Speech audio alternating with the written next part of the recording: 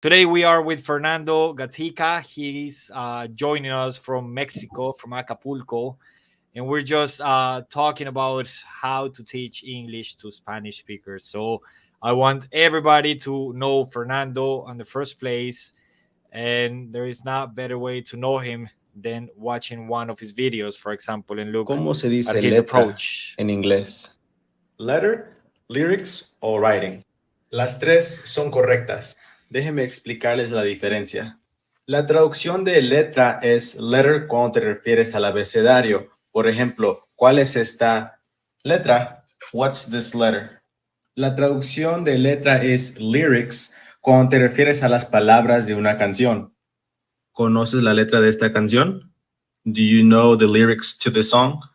Y la traducción de letra es writing cuando te refieres a cómo alguien escribe. Fernando, tu letra es fea. Fernando, your writing is ugly. ¿Cómo se dice letra en inglés? All right, so this is Fernando. We have him here on our live today. Hey, what's up, Fernando? What's up, Uh, Hernán? It's a pleasure to be here. Thanks for having me. no. It's a pleasure to have you here. All right, so Fernando, as I said, he is based in Mexico at the moment. So I'm based in Ireland. That's the good thing about technologies.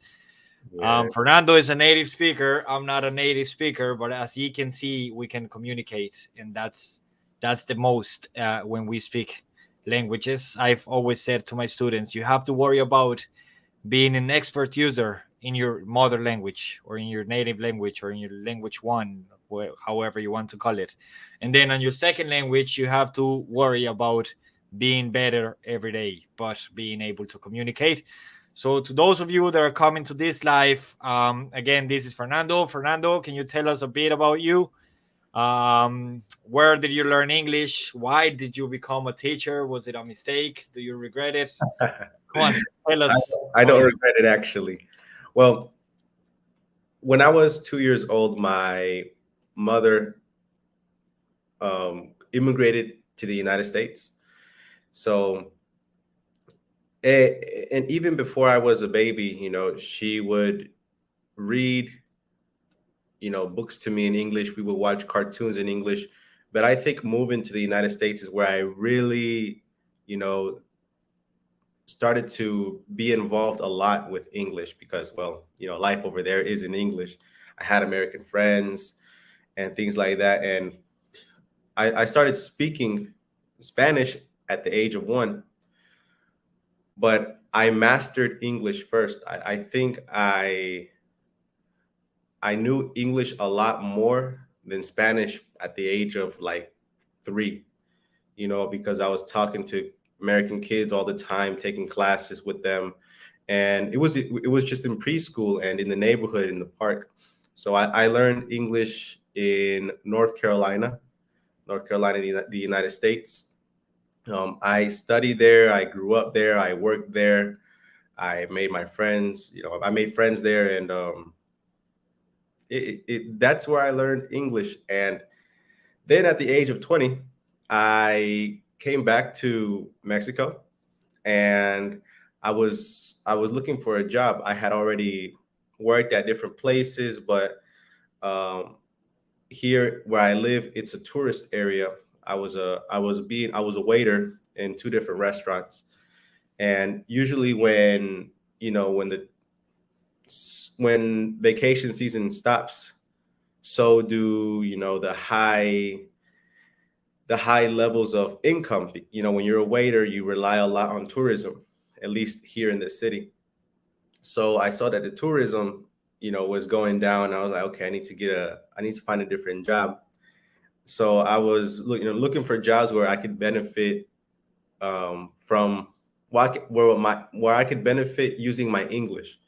And a job appeared to be an English teacher at Harmon Hall. Harmon Hall in Mexico is or was one of the most prestigious English schools here. When I was working there, they had about 70 schools in Mexico, and I think even a school or two in Guatemala. So everybody knows Harmon Hall as prestigious, and I was very fortunate that they accepted me without any experience and without any qualifications. And they told me like, okay, we will train you and we will get you certified so that you can teach English. And that's what they did. You know, I got first I had to get my TOEFL.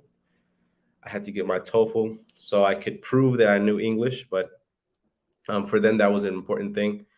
And then I started getting like certifications from Cambridge, the TKT and things like that. You know, that gives me some validation to be a teacher to prove that I can teach English as a second language. And I don't regret it. I don't regret it, especially when I separated myself from these schools. Now I just do things, you know, my way. I make my own groups. I teach my students. Like I don't have a director. I don't have a coordinator. I am the teacher and the director and the coordinator and the cleaning guy. All right, all right. So do you do everything based online, or do you have like a like an institution or a face to face environment? I right now I am doing everything online, but I do have plans on opening up a school here and with more teachers and things like that. All right, perfect. Is this your main income, Fernando? Because, for example, I am a teacher. I am an English teacher, and I've been teaching for, I don't know, the past 12 years, I'll say. But this is not my main income at the moment. I have a full time job here in Ireland, and the full time job is in education, but it's not teaching. I am a social pedagogue, which is a totally different concept, Yeah. and I work with Irish children, and yeah, it's beside the point now. But is this your main income? Like, is that what you do for living actually? Yes, this is my main income. You know, I do other things like flip things, buy things on the internet and sell them for a higher price. Um, I also, you know, make money working with different companies on my What social. an average millennial would do, Yeah, yeah, basically. exactly, exactly. So yeah, but this is my main income.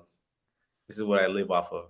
Okay, okay, very good, very good. So how long ago did you start doing everything on your own, like as an independent, if you want to label it that way? I started January of last year, so Okay. almost 2 years independent. All right, all right. Always have has it always been in Acapulco? Yeah, always in Acapulco. I like it here because everything is cheap and it's beautiful. It's kind of dangerous, but it's really beautiful. And where I live, it's kind of like a gated community, so I don't have to worry about getting robbed or getting kidnapped. Yeah, yeah. It's like a conjunto cerrado for those of you that are watching us from Colombia. Yeah, como que Um, cerrado. I love that word. yeah, it's yeah, that's how we will say it in Colombia. Obviously, in Colombia we have loads of them for the same reasons. So Yeah, when you live in a conjunto cerrado, you feel safer. I definitely. used to live in one of those when I lived in Colombia last time. All right, Fernando, and tell us about your students. Are they all from Mexico, or you have students from all around the globe? I have students all over North and South and Central America. Um, I don't really work with people from Europe because of the time difference. You know, it's like 6, 7, 8 hours of difference in time. So it's usually not convenient for them. That's why I stick here to North America, where there's only like 1 or 2 hour, there's only a 1 or 2 hour difference in time. But yeah, I work with everybody from, from zero. Like if you don't know anything, I can help you. Or if you are like an advanced student and you want to like learn professional terms, I can help you with that. I also prepare students for the TOEFL and for the IELTS. I'm muted here. I'm muted. Okay, Fernando. And do you do one-to-ones or just group classes? I mostly only do group classes. I Okay. do have two students who are one-on-one, and they usually live in they're usually from the United States because they're trying to learn English as fast as possible. So, one-on-one courses are the most, the best way to do that. Okay. Okay. Perfect. All right. Before we go into the main subject, which is teaching English to Spanish speakers, I want to see this video about how to say cómo se habla inglés, right? Yeah. adjetivos cortos y Is that the one? Yeah. Let me just update it so I can get it from the beginning. hablar inglés es más difícil que hablar español. Speaking English is more difficult than speaking Spanish. Ok, muy bien. ¿Y cómo se dice hablar español es más fácil que hablar inglés? Speaking Spanish is more easy than speaking English. Actually, lo correcto sería speaking Spanish is easier than speaking English. Easier? Sí, en inglés hay tres tipos de adjetivos. Adjetivos largos, adjetivos cortos y adjetivos irregulares. Los adjetivos irregulares son como good, que se convierte en better, y bad en worse. Con los largos usa more más el adjetivo. Más difícil, more difficult. Más interesante, more interesting. Con los adjetivos cortos usa el adjetivo y agrégale er. Más fácil, easier. Más rápido, faster. Ahora tú, que estás viendo este video, ¿cómo diría mi hermana es más joven que yo en inglés? Escribe tu respuesta en los comentarios. Suerte. Okay, we have no comments here, or we actually do if people want to throw the comment there and tell us how to say that in English. All right, Fernando, what is it? You say most of your students are from Central America and North America, as what I'm picking up. Yes. Have you ever had any non-Spanish speakers in your class? No, I don't think so. All of my students, their first language is Spanish, definitely. Okay.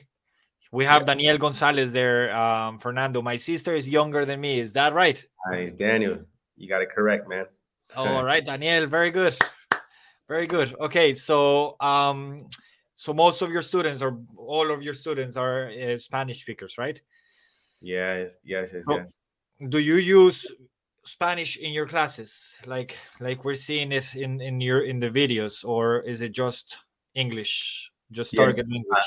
I do use Spanish in my classes. You know, where I was working, speaking Spanish in class was like prohibited, and I was like, why? You know, why is that prohibited when it could help students, especially, you know, the beginners, Yeah. when they don't know much English? Like, how are they gonna understand what I'm saying if I'm not, you know, using some Spanish? Of course, there are ways to teach your students just in English, but I feel like using Spanish sometimes could ease up some of the explanations. And you know, some students that like they just learn by translating. You know, some students they learn by listening. Some students they learn by reading. Some students they learn by watching, and some they learn by translating. So I have to be able to give my students what they need. You know, I have to meet their needs. I remember I had a student. Her name is Teresa. I hope she's not watching this. I had a student. Her name is Teresa, and one day I didn't go to class, so I was sick, and she had a substitute teacher. And the substitute teacher went in there with Teresa and her group, and she was teaching her a word. No, the teacher was teaching her a word. I think it was schedule, and and and she was like, "What's schedule?" And schedule, you know, like the things you do every day. Oh, like activities. No, no, no, no. Like, you know, the time you have these activities. And she was like, she's just confused. She's like, and he was like using different techniques, you know, showing her pictures, showing her demonstrations, drawing for her, and she got really angry. I'm like, solo dímelo en español, and she got angry with him. And I was like, and when he was telling me this, I was like, dude, why didn't you just tell her in Spanish? Is you could have just continued with the class. You probably wasted 5-10 minutes trying to explain one word to her when you could have just translated to her and continued on with the class. And he was like, well, you know, they don't allow us to speak Spanish. I'm like, and do you think that's okay? And he's like, maybe not, man, maybe not. So, and that day, you know, it changed my perspective completely. You know, some students have different needs, and you know, we have to make sure that we meet their needs. And well, I think that's the most important thing in a class, at least. Yes, especially when they're adults, and obviously they have they have different needs, but they also have different interests. And Yeah. like for example, I have had students that just want to learn English as not as a second language, but as a foreign language, just to visit the States and be able to ask questions at the airport, for example, or to order something at the restaurant, and that's all they care about. They Yeah. don't want to speak English; they just want to back themselves up with English as a foreign language. And that's what we have to keep in mind. That's why I'm with you. I think we should use Spanish or whatever their mother language is in the classroom. And this will bring us to a different debate. And it's the debate about having to be a native speaker or having to speak only English and not their mother language. How will you do it? What do you think about that? Do you think that teachers must be native in order to teach English, or do you Definitely not. consider that non-native teachers can do a good job as well? Definitely not. I think that is such a ridiculous thing to say because there are different accents around the world, you know. Like even the United States, you know, a New York accent is not like a Georgia accent. You know, it's much different. So why is it so important for you to hear a specific type of accent? I think the most important thing in terms of sounding like a native, the important thing is that you pronounce words correctly, you know, not necessarily have a native accent. It's kind of ridiculous. But of course, you know, we use that, and I think schools use that as a marketing tool. Marketing tool, yes, 100%. Yeah. So, and students eat it up. They eat it up, man. Oh, of course, yes, yes, yes. They Even some English speakers, they asked me if I could teach them Spanish just because I'm native. But here comes another debate. I am native from Colombia, and over here everybody wants to learn Spanish from Spain. And obviously it's way different. Like I have loads of friends from Spain now, but it's way different. Like we can't even speak Spanish ourselves. Like I tell them, you know what, speak English because we so many difference. Like to the carpeta for tapete, for example, which is carpet or rug, yeah. they say moqueta, and I'm What? like, what the hell? Yeah. They don't say piso, they say suelo instead of floor. For floor they say suelo, they don't say piso. Piso is the whole flat or apartment. Yeah. So it's so many differences. Like and it comes really hard to satisfy Europeans when they want to learn Spanish from Spain. Well, you So know, what's interesting is that, well, at least in my opinion, and the opinion of a lot of people who speak Spanish, is that Colombia has the most beautiful accent. Like, obviously, there are different accents in Colombia, yeah. but the ones that we hear are like the most beautiful. And I think even us as Mexicans, we can agree that Colombians have the best accent. All So right. whoever Thanks doesn't for want to that. learn Colombian Spanish, they're missing out on the best type of Spanish. Yeah. Thanks for that. I'm pretty sure most of my audience will be happy with that because lots of them are from Colombia. So Uh, yeah, thanks for that. It's sad now. And it's also something we don't value when we learn English. English is way easier than Spanish. I just did once I did an exercise about a straw. I was like, okay, this is a straw in English, and it's a straw in down the UK, in Ireland, in Australia, in Canada, in United States. Everywhere where you go, it'll be a straw. But if you go to Mexico, it's a popote. If you go to Colombia, it's a pitillo. And don't ever say pitillo to a Mexican because he'll kick the hell out of you. yeah, So that's funny it's as hell. yeah. And if you go to Spain, I think in Spain it's pajita. And I did the exercise, and I told my students, leave a comment below. How will you call this in your country? And I got like 20 different names for Yeah, this. 20 yes, different yes. names. I And don't know. that's if we bring it to English now, we have in English, we have the universality of English, something like that. I forgot the exact word from Noam Chomsky. Yeah, And that's basically that we have an airplane is an airplane anywhere in the world, anywhere in any speaking English speaking country is an airplane. yeah, Whereas we have different words for different things. Even in Spanish, in where I'm from in Colombia, I'm from Pereira, we'll say candela for the lighter. But if you go to the coast, for example, they'll say briquettes. yeah, And if you go to a different country, a different city, sorry, they'll say mechero. And I think in Bogota they have a different word. I don't remember. Maybe if there is someone from Bogota, they can tell us. So it's Spanish is so hard, like so hard. Yeah, there are too many words for the same thing, and in English it's just like two words for the same thing usually. Oh yes, all right. I'm gonna throw this question to you, Fernando. They say Gustavo Osorio. He says, "Hello, teachers. I have a question. What do you think about influence of the environment in the English learning process?" Influence of I the believe I believe he's on about immersion. I'd say. yeah. What do you think about that? Is that important? Is there a way to do a digital immersion like? Because back in the days, you had to travel in order to do an immersion process. Is it possible to do an immersion process? Yeah, um, when I came back to Mexico, I struggled a lot because I didn't know much Spanish. And I know it's shameful because I'm Mexican. I should know Spanish, but I didn't. I admit it. I'm sorry. And when I came here, I was struggling. I couldn't talk to people on the street.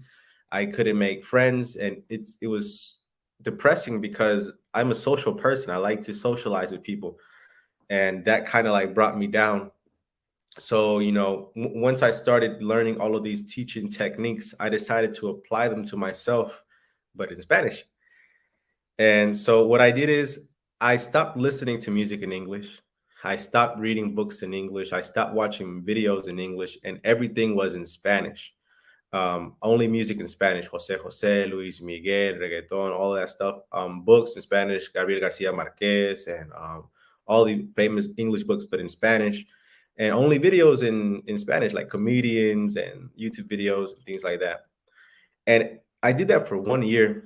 And that year is where my Spanish, exploded. I learned so many new words. I made a lot of new friends. I was participating more in family discussions. And I think now, thanks to technology, students have the option to do that, but they have to do obviously in English. Don't listen to music in Spanish anymore, just English. No novelas, just sitcoms in English, and read books in English. That's how you can definitely submerge yourself in English and find people to practice with on Facebook and Instagram and things like that. It's easy, it's fun. It just requires a little bit of effort. That's all. I have myself a WhatsApp community with my students. It's a public one, and it's just the only aim of that is um, immersion. So they will, whoever joins, they know that we only have three rules: only English messages or voice notes or whatever, no politics, no religion. Other than that, you can freely talk about whatever the hell you want. And it That's works. It works. Some days people don't participate, but other days people participate a lot. And that's just a way. If you come to the States, if you come to Ireland, for example, I have my WhatsApp groups with my workplace, or with different social groups, football teams, wherever I join. We yeah, all have a WhatsApp group and we all communicate in English, obviously, because it's Ireland. And it's the same story. The group I have in WhatsApp, they all communicate in English. Some of them do it with mistakes, some of them do it with no mistakes, but they all communicate, which is the point. After exactly. you communicate, it's like a baby. A baby starts talking, he will communicate his way, her way, and then as he or she grows, he will improve and make it perfect, right? Exactly. So, and I think adding to the answer for Gustavo, I think it is very important, the influence of the environment or the immersion process. But nowadays you don't have to leave your country in order to join an immersion process. As Exactly. Fernando was saying, you can watch YouTube shows, you can read the news, you can do whatever you want in English or in your target language. Like myself, I'm learning Italian, so I do loads of my things in Italian in Yeah. order to pick up that Italian, and it works. Hernan, could you tell me and tell us a little bit more about your WhatsApp group? Like how does it go? Like, is it just in the group, or do students like in exchange numbers and they start practicing by themselves? Do you send a topic every day? Like, how do you go about your WhatsApp group? It's just pure natural. Like, you just I just created the book, the group. Sorry, I invited people. Some days I just throw the link on my Instagram stories, and I'm like, hey lads, if you want to practice your English, join this group. And yes, they change numbers. I know, I've read that some of them, they live in the same city, so they have agreed to have a coffee together and practice their English. That's cool. And some of them are watching. I know that Daniel, for example, it's in the WhatsApp group. I think Gustavo is in the WhatsApp group as well, and they just practice. That's it. Sometimes I throw topics, but I try to participate the least I can, because I don't have much time. So Yeah. the group can't be dependent on me. That's just an English speaking group with people from all around the globe. We've had students from Argentina, not even students, like not all of them are my students. They're just people that want to learn English. That's And great. and that's just like an immersion group. It used to be a Telegram group, but for some reason in Latin America, Telegram is not that used. So I emigrated to WhatsApp, and it worked. It's better now that it's on WhatsApp. So the We majority of students are from Latin America. I have students from Latin America and from Europe, from Spain, and yeah, most of them. But mine are mostly from South America. I have a couple of them from Mexico, and I want to tell everybody that is watching us to follow Fernando's account. Is arroba English with Fernando, right? At Yes, sir. Thank you. Thank you. at English with Fernando, because you have to get used, lads. You have to get used to different accents. As you can tell, my accent is way different from Fernando's. Some people say that I've picked up an Irish accent. I still think I have like a mixed between Irish and American. And other people say that I just have a Spanish accent. So I don't care about my accent. All I No. know is that I can speak English. But What's if for you're sure is that you don't sound like a Latino. You don't. all right, that's good then. Thanks. You sound like I don't know. It's like a combination of American, British, Ireland, even like I would even say Indian. It's like just a mix of that English. You have that. It's unique. All Unique. right, all right. Thanks. Yeah, it has to have some Irish there, because I've been living in Ireland for a couple of years now, and I work with children, so I've picked up all these Irish idioms. Like they say, like some of them don't say hi, they say well. Well, Tell your friend I said well, and at the start I was like, what the hell is well? And then I realized that they say well just to say hi. Like for in America, you'll say what's up. Hey, what's up, dude? yeah, Hey, well. So it's not in the whole country now. Ireland is a small country. You'll find accents all around the island. But where I'm based, they use the well to say hi. Well, yeah, how are you? So yeah, the only thing I care, and I've told my students, is that I'm able to speak English, and I'm able to hold a conversation at any level with an English speaking person, with a non-Spanish speaking person. And that's the most, like, the more hours of experience you gain, the better your English will become. You yeah. know, that's it. We have another question here from Danielle. It's there a great difference between the face-to-face teaching in an academy and a virtual teaching? What is the better way that have you taught English? I have my experience myself. I have experience in a face-to-face environment and on a virtual environment. Myself, I prefer virtual environments, Yeah. because I have loads of tools. I can take advantage of loads of accents, and I record my classes, and there are 24/7 classes. We become 24/7 teachers. You can access our videos anytime, and as many times as you want. And there is something called, in Spanish, is presencialidad asistida por tecnologías, which is basically a face-to-face class. That's my method, face-to-face class, but through these platforms. We all have to attend the same time. We try to make it look more likely as a classroom, but it's all virtual based. So answering to Danielle, obviously face-to-face environments have advantages, and online environments have advantages. From the teacher point of view, from the teaching point of view, I prefer virtual, but it's all on the students because I have had these students in class from the bed, light on And the bed, and and that's, yeah, from a from a student couch like standpoint, this, slouching. That you won't get anything from the class if you do that. That's yeah. all is about attitude. But what do you think, Fernando? You do you think it's better face to face or virtual? Well, you gave the teacher perspective, and I think all of us would agree that virtual is better for us. But I don't know. I think for students, it depends. Like, if you are a child, I think it's better that, well, it's better if you're like face to face or in class, because, children, I believe, learn better hands on. Like, they need to use their hands and stuff like that.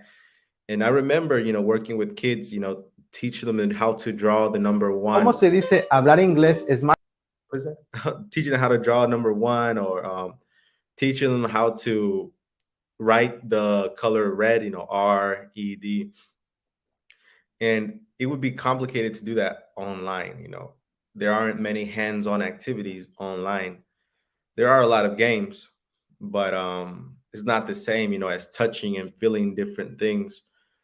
But with adults, I think it's more convenient for them to take a class online because they don't have to waste money on transportation. In Latin America, at least, you don't have to risk your life going out. And here in Acapulco, it's really hot. You don't have to get to school all sweaty and stuff. Um, you don't have that problem of getting stuck in traffic. And if you have a good internet connection, then the class is really good. You have the teacher and your classmates in your ears, because of your headphones, and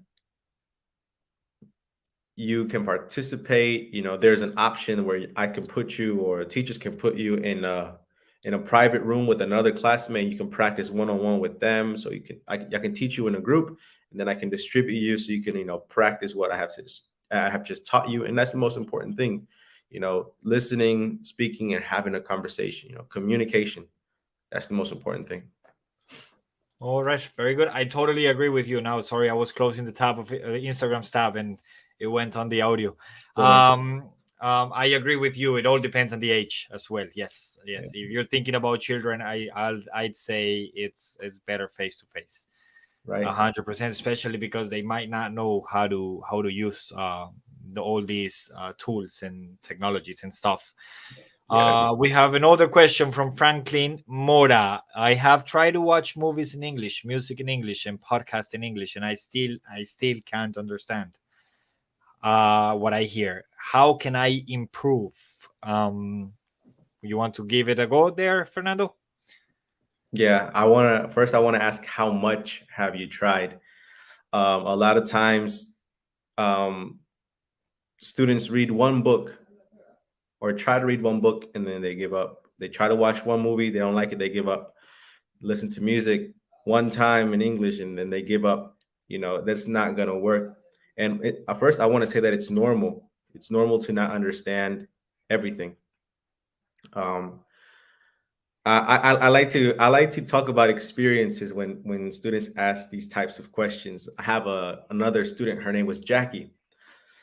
Jackie started learning English with me from zero. She didn't know anything, and I gave her and her group classes about 12 months, and then they switched teachers because I was still working at a school, and they decided to change teachers. Rotate teachers. But in that year, um, Jackie improved so much. There were 7 students in that group, and all of them started from zero. But Jackie improved like so much compared to the others. I would say that in those 12 months, all of the students went to B1, but Jackie went to almost a C1 level of English. And I started talking to her. I was like, "What did you do, Jackie?" And like, no, I just watched movies every day. One one show every day in English, and I listen to music every day in English. I read books in English. I like, but how you started from zero? How did you, how did you do that? It's like, well, I took your advice, and she was conscious that if she did these things every day, the first 3 to 6 months, they're hard. You're not going to understand everything, but after those 3 to 6 months, your ear, your eyes, they get used to that they get used to English because of the submersion. So I forgot who asked the question, but I'm gonna go Franklin. back to Franklin is his name. Yeah, Franklin, right? Franklin. Yeah. Going back to the original question, how much have you tried? Because I don't think you have tried enough, and you should keep trying. Like, don't give up. Don't give up. And start with easier things. Don't think that you're gonna watch a first movie or watch your first series, like, and you think you're gonna understand everything. No, especially not like if you're watching things like Grey's Anatomy, Big Bang Theory, all of these specialized shows about science, medicine, law. I don't recommend that you watch those. I recommend that you begin with cartoons. Um, think about the audience. If the cartoons are directed to smaller children, then they're gonna have easier English. If the cartoon or the show is directed to like teenagers, it's gonna be more complicated. And if it's directed to adults, it's gonna be even more complicated. And if the audience is dedicated to like, scientists, doctors, or lawyers, judges, that's going to be even more hard. That's even going to be like more difficult. So just think about who these shows are made for, and think about your level of English and try to position yourself. Like if you are a beginner, you need to watch like shows for kindergartners. Maybe like the Backyardigans, Dora the Explorer, um, the Backyardigans, Dora the Explorer, Max and Ruby, Clifford the Big Red Dog, the Berenstain Bears. Watch things for children. If you are intermediate, watch things for young, well, preteens or teenagers. And if you're an advanced student, then yes, maybe you can start watching adult shows like maybe The Simpsons, maybe Family Guy, maybe Shrek, and things like that. And if you have like a really, really advanced English level, then you can start watching, shows like The Big Bang Theory, Grey's Anatomy, um, and stuff like that. But think about your level of English and think about what the movie, show, or series is directed to, and try to position yourself. Try to position yourself. The same thing with music. Don't think you're gonna understand Eminem if you have like a beginner's level or intermediate level. I would begin with something, soft, or something from the 40s, the 50s, the 60s, and things like that. Begin with easier stuff, level it down. Once you get comfortable, move up another level. 100%. I hope Franklin feels happy with the answer. If not, you can always ask again. We're nearly coming to the end. I don't know, Fernando, if you want to tell us about your English courses. How many hours per week? How many hours per month? Do you give them a certificate? Again, this is not that Fernando and Hernan are competent each other. No, everybody that follows me, that I am more into politics and journalism than into teaching English. So I've always give advice to my students: follow accounts from different teachers, and if you think that Fernando's courses are good for you, go on and enroll. But Fernando, tell us about them, and what are the timings? Like my courses, for example, I have an academy, I have a virtual academy, and they're mostly at nights, Latin American time at nights. And now I'm going to start throwing some European times, uh, actually at this time, a bit earlier. So it'll be way too early for Latin American students. So, how about yours? How are your courses? Well, my classes, I have a program called Free Friday. So we only take classes from Monday to Thursday. 1 hour and 15 minutes every day, 5 hours a week. That's like 20, 23 hours per month. And my classes, they are, well, we use the communicative approach. So what we do is we learn a little bit about everything. We practice our listening, our reading, our writing and speaking, but we focus a lot on speaking and writing, producing the language so that you can communicate well.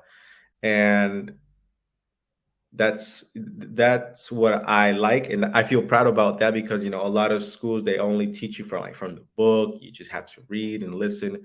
But in my classes, everything is really interactive. I explain a topic, and then you go into the breakout rooms and practice.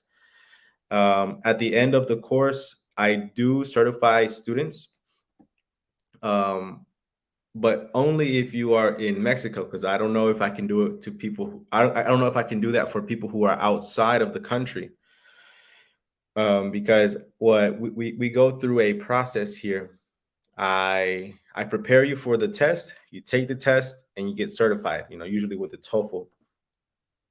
So if you are in Mexico, then that's easy. But if you are like in the United States or Canada or in South America, usually I prepare you for the test, and then you find your own testing site in your country, because I can't, tell you about a testing site because I don't live there. I don't have the connections. But here in Mexico, I do have the connections, and I can certify my students, my Mexican students at least.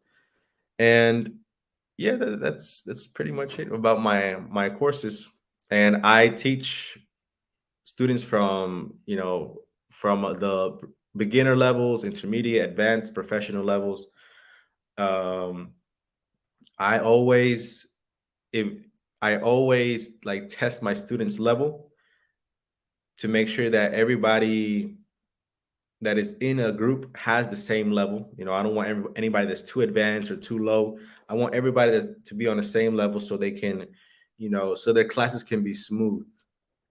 Um, and yeah, that's it. So if anybody's interested, send me a message. I can evaluate your English, tell you a little bit more details about the courses, and maybe you can enroll into one of the courses. Very good, Fernando. Just one last question about it. How big are the classes? Like how big are the groups? Yes, how big? Yeah. I'm usually managing groups from 8 to 14 students. I try not to have more than 14 students in a group, because I want to make sure that I get to know everybody personally, and I can meet everyone's needs. 8 to 14. Okay, very good. That's very similar to what I have. So we have the same concept. Mine are from 10 to 15 as well. I don't like bigger than that, because then the process will be it won't be as good, if you can say it's good. All right. Okay, we're coming to an end. So if you have any questions, please throw them there on the chat, because we're nearly finishing. We have about 10 more minutes. Fernando, what from the methods, from the teaching English methodologies, do you stick to one of them? Like, I don't know. I remember back in the days, talking about TKT, for example. I remember the PPP, presentation, practice, production, Yeah. TBL, and all these. Then the CLIL came into the game, and then Yeah. it was content learning, interaction from other areas and whatever. Do you stick to them? I do get loads of questions from teachers or people that are becoming teachers in Latin America, and they ask me, what methodology can I use? I don't really stick to them, so I'm never able to answer that question, because they come with some expectations, and then I throw them out. I don't really stick to them. So what's your case then? I've had the fortune to train teachers. I've trained about 60 teachers, and I always tell them the same thing. Like, there is no go-to method or go-to strategy, go-to approach. You have to be eclectic. You have to use a little bit of everything depending on your students. Maybe some students, they learn, they prefer a lexical approach. Some students, they prefer, a PPP, like you said, presentation, practice, production. Others prefer task-based learning, doing like things like acting it out in real life. And you have to have a mixture, you have to know your students. And, maybe today we're going to do a little bit of PPP. Today we're going to do a little bit of TBL. Tomorrow we're going to do a little bit of CLIL, and just have a mixture to make sure that you touch everybody's needs. Um, Obviously, the most important thing is communication. So as long as you have some type of communication in all of your classes, you should be good. But you need to have variety in your classes. You can't just stick to one approach or one method or one strategy. You have to be eclectic. You have to be dynamic, flexible. What do you think, Hernan? I also, sorry, now the camera. I also think I'm with you. I mean, like, I don't have, the teaching does not come with a manual. That's it. Yeah, It all depends on the group. It all depends on the learning styles. It all depends on the topic. Um, yeah, I think that we can't stick to one methodology or to one teaching approach. I think we also, as teachers, we develop our own approach. Yeah, like I used all the traditional methods, and then I mixed them with technologies, and then I mixed them with the way we think, yeah, and bring in the complex thinking paradigm, in which evaluates the way human thinks and exactly. humans, sorry. And I mean, like, we can just split things or separate them. I think everything goes together, and especially when you're communicating, everything is together, right? So you Yeah, can't, I mean, teaching languages, that's why it's so good, because any topic can fit into your planning, into your lesson plan. Everything can fit. It doesn't matter what the subject is. When I remember when I used to teach in schools, I would come with any topic to my class, and then my students will go, "This is not a math class," and I'm like, "No, it's English, and I'm teaching math in English, so I can still do it." yeah, exactly, They exactly. have no excuse. Teacher, this is not math. I'm not assessing maths. I'm assessing English, but math is my topic, Yeah, because when you teach languages, everything goes with languages. So yeah, I don't really look at the approach, and I don't really look at the methodologies or whatever. It is important to have them here now. And what I never focus on, it's pronunciation.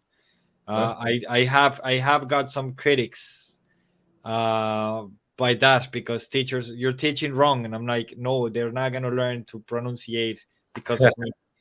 The Yeah, yeah. Everybody pronunciation. has different things. Like I focus a lot on pronunciation. I'm not gonna lie, but I don't care if they have an accent as long as they pronounce words correctly. Yeah, that's it. That's the same. I mean, like, if you're pronouncing whatever word the way, whatever way you're pronouncing it, if you're telling me something different now, I would have to interrupt and say, okay, come on, this is. I mean, like, for example, the word shit or shed.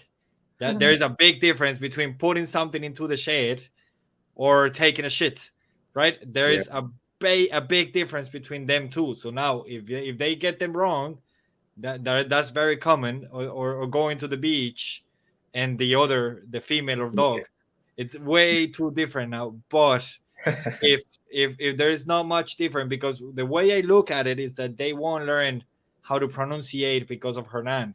They will learn how to pronunciate because of YouTube, because of Hernan, because of Fernando. And it's a mix of everything. Whatever they listen to in English, that's adding some value into their pronunciation. So that's why I don't focus, because when you focus, my experience now, I'm not saying that nothing is set in stone, but my experience is that if you focus on pronunciation and you keep on interrupting your class to correct pronunciation, they will get blocked. exactly. Yes, And yes. that's why we have thousands of students that have studied English for 10 years, and they still can't speak English. That's just Totally agree. unacceptable. Yeah.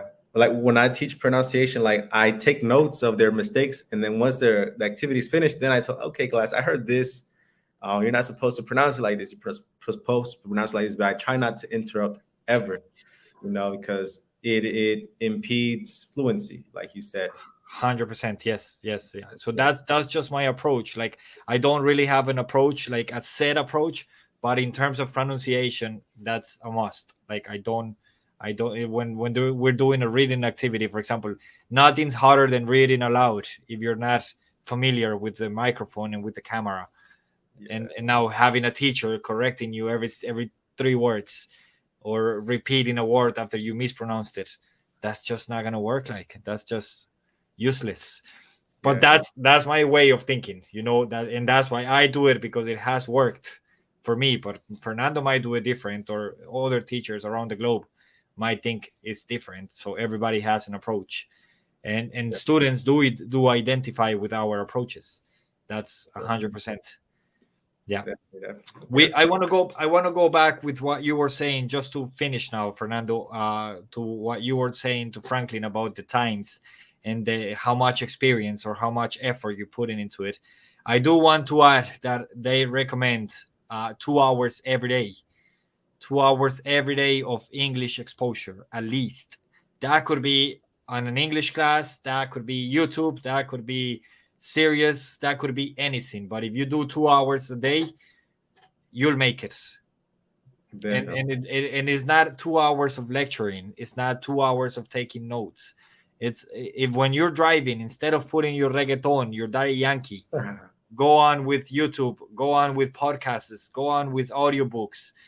Use the shadowing technique. Get a book, get the audiobook, read, and at the same time listen to what you're reading, and that will work. I would say. Now, Fernando, the last thing what I was on about is, what do you think about these colleagues, these teachers that promise that they will bring a student from zero English to advanced English with a native pronunciation in 3 or 6 months? Oh my God. I always talk about that topic. They're scammers. Don't believe them. That's not going to happen. Even if I have a lot of polyglot friends, and they say that it's impossible. Like, unless you're going to spend like 8 hours every day on that language, it's going to be impossible to master it in 6 months. And 3 months, it's not possible at all. In 3 months, if you're starting from zero, and let's say you dedicate 2 hours every day, you might reach like a pre-intermediate level. But yeah, guys, like don't fall for those marketing schemes. Like they're smart. They know that Latinos, we are impatient. Most people are impatient in general, but Latinos, we definitely are impatient. And most of us have had bad experiences with learning English, because the teachers in Latin America, especially in public schools, most of them don't really care about teaching. They don't know a lot of English, so they manipulate us. They say, okay, well, they have been teaching you wrong all this time, and I'll teach you how to learn English in 3 months. So they attack you on your weaknesses. They know you are impatient. They know you have had a bad experience. So they tell you that they have a different method and that you can learn really fast. But don't fall for that. Don't fall for those schemes. They're not good. They're not reliable. What do you think, Hernan? Oh yeah, I totally agree with you. Like studies have said, so this is what when people ask me, not even talking about them, but when people ask me, how long will it take me to learn English? I'm like, look, if you want to be able to afford paying whatever English school you want, you'll be after getting 4 to 6 hours of English every week in class. That won't be enough. Not a hope. That won't be enough. So you have to put effort yourself. You have to watch videos. You have to go watch series. That's why people come to these countries to learn English. They don't learn English in the academy. They learn English out in the street. That's it. So learning a language, it's about time in hours. It's not about time in months or days. Exactly. So they say that it's about 1,500 hours, 1,500 hours, if you want to become a C1 from A1. All right.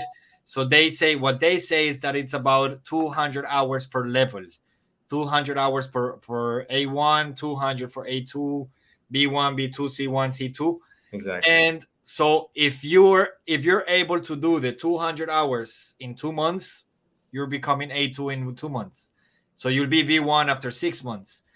But like Fernando, if he attends to my classes, for example, I give class, my classes are Mondays and Wednesdays from 7 to 9, or Tuesdays and Thursdays from 7 to 9.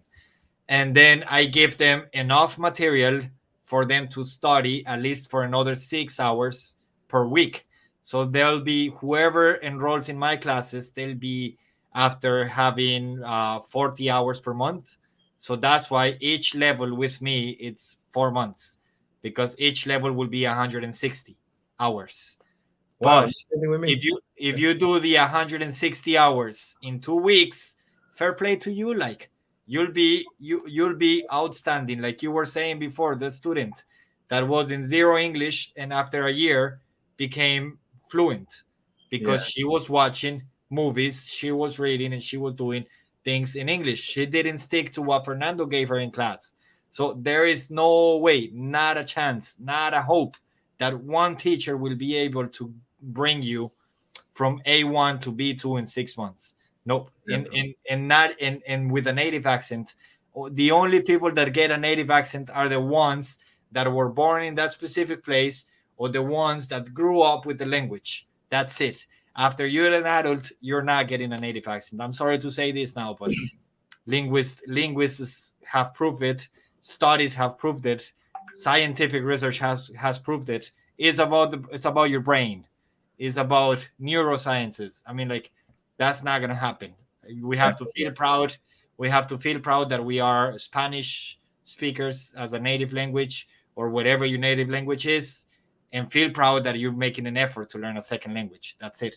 You're not gonna become native, and if you're becoming native, that won't happen in 6 months. I've been speaking English for 20 years now, 21, and I'm still not native.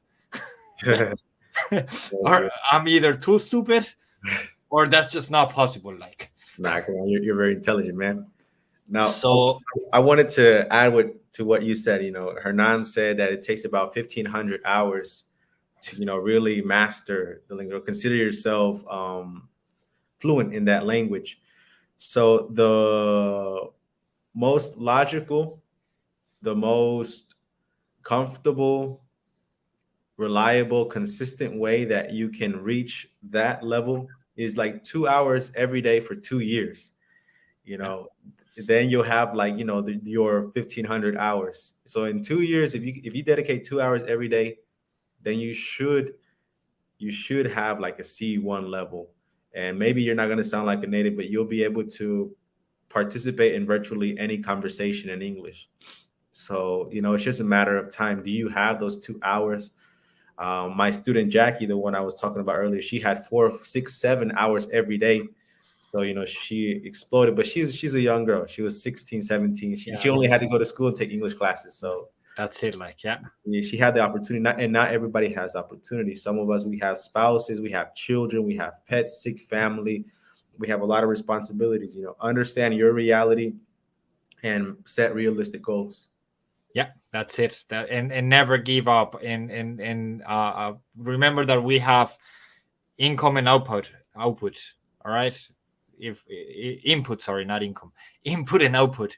The input is basically listening and reading.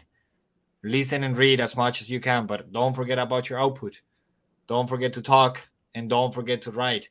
A good activity is to write, I don't know, 100 or 200 words every day.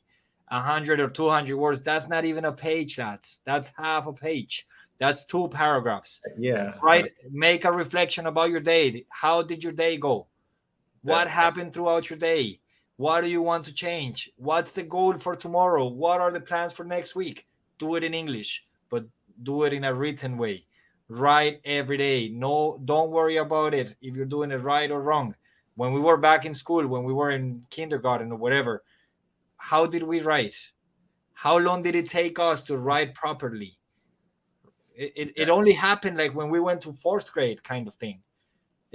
That's when it happened. We were like 9 years old, and that's how long it took us to write and speak properly. That's true. That's it. I think we're done for the day. Don't leave, Fernando. We'll finish the live. I never say this when I'm live, but it had happened to me that I finish the live and then whoever I'm interviewing or whoever I'm chatting with leaves as well. So stay